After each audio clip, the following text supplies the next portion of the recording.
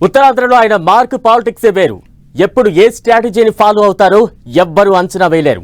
జిల్లాను తన గుప్పెట్లో పెట్టుకుని ఫ్యామిలీ స్టార్స్ తో నింపేసిన ఆ నేత ఇప్పుడు సాగర తీరం వైపు చూస్తున్నారట. వైజాగ్ కేంద్రంగా పాలిటిక్స్ చేసేందుకు పావులు కదుపుతున్నారట. ప్రస్తుతానికి ఎమ్మెల్సీగా ఉన్న ఆయన వచ్చేసారి ఎంపీగా కంటెస్ట్ చేస్తే ఎలా ఉంటుందని ఆలోచిస్తున్నారట. ఇంతకీ ఎవరా నేత? రాబోయే ఎన్నికలను దృష్టిలో పెట్టుకుని ఆయన వేస్తున్న స్కెచ్ ఏంటి?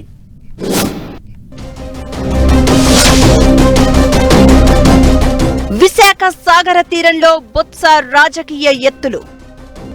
చీపురుపల్లిని వీడి విశాఖ ఎంపీగా పోటీ చేసే యోచన. వచ్చే ఎన్నికల్లో తన కొడుకును బరిలోకి దింపే ప్లాన్.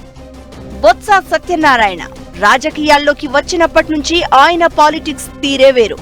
దాదాపుగా కాంట్రవర్సీలకు దూరంగా ప్రజలకు దగ్గరగా ఉంటూ వస్తూ ఉంటారు బొత్స. ఇప్పుడు వైసీపీలో ఉన్న ఆయన పార్టీ ప్రతిపక్షంలో ఉన్నప్పటికీ తాను మాత్రం క్యాబినెట్ ర్యాంకులో కొనసాగుతున్నారు. ఎమ్మెల్సీగా గెలిచి పట్టుబట్టి మండలిలో ప్రతిపక్ష నేత హోదా దక్కించుకున్నారు. అయితే వచ్చే ఎన్నికల కోసం ఆయన ఇప్పటి నుంచే పావులు కదుపుతున్నారట. ఎన్నికలు ఎప్పుడొచ్చినా విశాఖ ఎంపీగా పోటీ చేయాలని భావిస్తున్నారట బొత్స. అంతేకాదు విశాఖ జిల్లా నుంచే తన భవిష్యత్తు రాజకీయాలను మొత్తం నడపాలని చూస్తున్నారట. ఉత్తరాంధ్ర జిల్లాల్లో కీలక నాయకుడిగా ఉన్న బొత్స సత్యనారాయణ ఇప్పటికే విశాఖ కేంద్రంగా తన యాక్టివిటీని స్పీడప్ చేశారు. తనకంటూ సొంత ఆఫీస్ ని ఏర్పాటు చేసుకుని మీడియా సమావేశాలు పెడుతూ విశాఖకు సంబంధించిన అనేక అంశాలపై కూటమి ప్రభుత్వాన్ని ప్రశ్నిస్తూ వస్తున్నారు.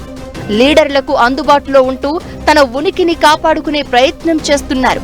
వచ్చే ఎన్నికల్లో విశాఖ ఎంపీగా పోటీ చేయాలనే ఆలోచనతోనే బొత్స వైజాగ్ కేంద్రంగా పాలిటిక్స్ నడిపిస్తున్నారన్న టాక్ వినిపిస్తోంది.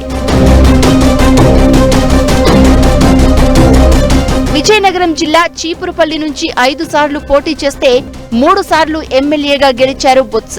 ఇక 2029 ఎన్నికల నాటికి చీపురుపల్లి నుంచి తన కుమారుడు బొత్స సందీప్ను ఎమ్మెల్యేగా పోటీ చేయించాలని చూస్తున్నారట.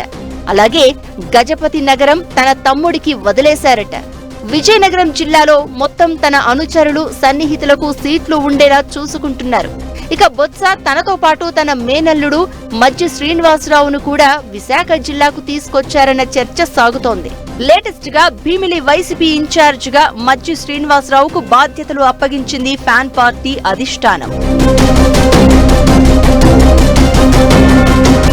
నెల క్రితం వరకు భీమిలి వైసీపీ ఇన్ఛార్జ్ గా మాజీ మంత్రి అవంతి శ్రీనివాసరావు కొనసాగారు. ఆయన వైసీపీకి రాజీనామా చేయడంతో ఖాళీ ఏర్పడింది. దాంతో మజ్జి శ్రీనివాసరావుతో ఇన్ఛార్జ్ పోస్టును భర్తీ చేసింది వైసీపీ అధిష్టానం.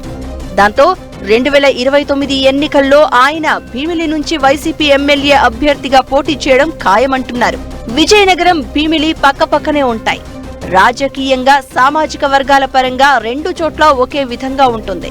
బొత్స సామాజిక వర్గం కూడా భీమిలిలో అధికంగా ఉంటుంది. దాంతో అక్కడ పార్టీ గెలుపు ఈజీ అవుతుందని వైసీపీ హైకమాండ్ కోరి మరీ మజ్జి శ్రీనివాసరావును పంపించిందని అంటున్నారు. బొత్స కూడా విశాఖ లోక్సభకు తాను ఎమ్మెల్యేగా శ్రీనివాసరావు పోటీకి లైన్ క్లియర్ అయిందని అనుకుంటున్నారట. విశాఖ జిల్లాలోని చాలా అసెంబ్లీ నియోజకవర్గాలలో కూడా మార్పుల వెనుక బొత్స వ్యూహాలు ఉన్నాయని అంటున్నారు. తనకు అనుకూలంగా ఉన్న నేతలకు నియోజకవర్గ ఇన్ఛార్జీలు దక్కేలా ప్లాన్ చేశారని, ఇంకా ఖాళీగా ఉన్న సెగ్మెంట్లలో కూడా తన వర్గం లీడర్లకు ఇన్ఛార్జ్ బాధ్యతలు వచ్చేలా చేస్తున్నారన్న టాక్ వినిపిస్తోంది. ఇలాంటి పొలిటికల్ స్టెప్పులతో కేర్ ఆఫ్ విశాఖ అన్నట్లుగా రాజకీయాలను నడిపిస్తున్నారట బొత్స. వైసీపీకి విశాఖ జిల్లాలో బలమైన నాయకత్వం లేకపోవడం బొత్సకు అడ్వాంటేజ్ గా మారుతోందట. బొత్స ఎంపీగా పోటీ చేస్తారా లేక ఎమ్మెల్యేగా బరిలోకి దిగుతారా అనేది చూడాలి మరి.